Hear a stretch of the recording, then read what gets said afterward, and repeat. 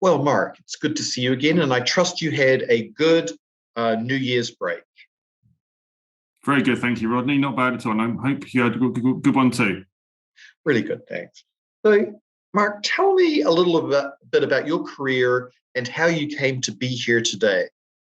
Sure. So I joined KPMG in 2018 as a partner. I sit in London in the UK firm. My main role is as a banking tax lead partner, and I have a big focus on international tax for financial services in the UK. My career started back in the 90s, mid 90s when I started doing tax, and I've always done international tax or kind of complicated capital markets tax. I was a partner at another big four firm, EY, for 13 years before I joined at KPMG. And I think that's basically it. I mean, I love doing tax. I love helping clients. And I like working with smart people and helping those smart people help clients. So that's what I've done all my career. I've always been in practice. So I really enjoy being an advisor.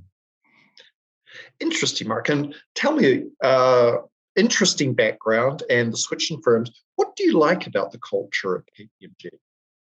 Well, I like the people, of course. I think all the people I've met at KPMG have been very welcoming since I joined 3 years ago, 3 and a bit years ago.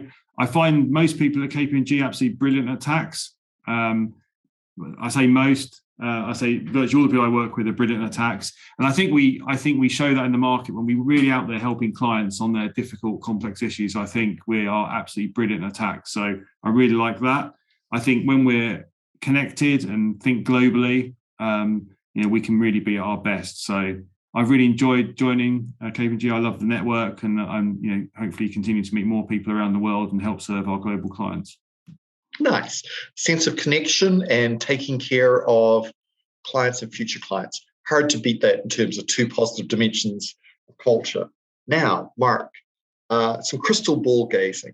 Yes. So thinking about the upcoming year, 2022. What do you think are the three things that people will be most focused on in this challenging tax environment?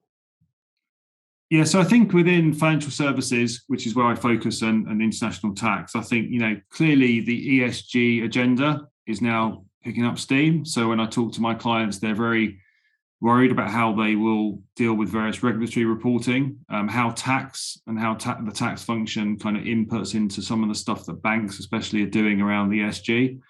That could be a governance issue. It could be a technical issue. It could be an operating model issue, but really that's a big concern. It's very unclear as to what that will be. So I think we'll be spending lots of time helping clients in 2022 on that. I think the OECD project on Pillar 2, I've had multiple meetings this week, and I've got most of this week as well, the rest of this week on meetings with our clients talking about Pillar 2. I think the financial services industry and banking has been quite slow to think about what Pillar 2 might mean. Certainly across FS, it's been more of a focus. So in the insurance sector and asset management sector, clients have been more interested, but certainly in banking, it's been a slow burn. Whereas I think now they really are waking up to the fact that there could be lots of different scenarios playing out. And they're going to need to do lots of calculations and modelling to understand where they're going to pay tax and what the effective rate of tax is going to be. And certainly some of the main issues coming out of those meetings in the last few weeks have been the real challenge around data and doing the complicated calculations with basically data and processes that they don't currently have in place. So I think 2022 will start out being a real modelling exercise, working out where the issues are, where tax may be paid under the various different versions of the rules as they could play out. And then the latter part of 2022 and onwards in 2023, I think will be lots of help given to clients to try and work out how they deal with the accounting processes, the data challenge, and obviously teaming with our colleagues across the firm in global compliance and tax technology. So that's a really exciting issue, I think, going forward in 2022. Probably the last one, Rodney, would be the general tax environment at the moment. As we hopefully come out of COVID, clearly governments, and we've seen this in the UK already, are going to be wanting to collect more tax. That means there'll be lots of work for us as advisors in helping clients think about how they pay the right amount of tax globally and in the different countries they operate. And I do think there'll be a real pressure on tax authorities to collect more tax. both prospectively and also looking back at clients' positions they may have taken historically. So I think there'll be a lot of focus on controversy, a lot of focus on companies thinking about how they plan, and as I say, making sure they do pay the right amount of tax based on the rules. So yeah, it's a big, as I've worked in tax over many, many years, I think this is going to be a really exciting year, like many others. But yeah, there's some real big meaty topics out there for us to talk to clients about. So that's really exciting. And those are really interesting topics, Mark, when you sort of think about them, because you've got, well, the third one, just consistent law change and the controversy that arises from that.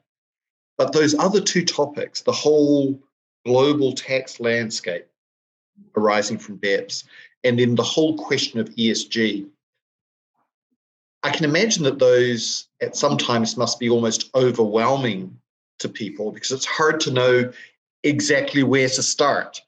How do you talk to people about taking that first step in those? Well, I try to bring the right people to bear to the client. So I try not to do it on my own, Rodney, firstly, because that's too hard. I mean, I think you always have to put yourself in the shoes of a tax director and think about where she or he is in their organisation. So you need to think about how they educate their stakeholders and trying to make it as simple as possible in terms of the key messages.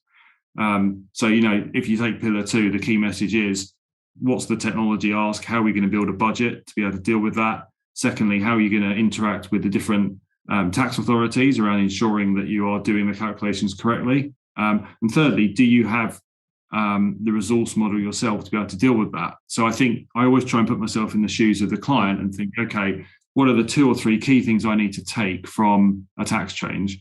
Because we know that at KPMG, we have the experts to explain the rules, and we have brilliant tax people around the world to sort of, support us and team with us as we go to market. I think the way I approach it is to try and think as much as possible about the client's shoes and how to help them. I don't know if it really answers your question, Rodney, but that's kind of my approach generally. Actually, it totally does, Mark. And it's really consistent with what you said you liked about the culture of the firm, which is client centricity and putting yourself in the other person's shoes and figuring out how to move from there. That's it. So that was just fascinating, Mark. So again, thank you for your time today. Those are 3 big things to watch out for and really useful things for people to bear in mind.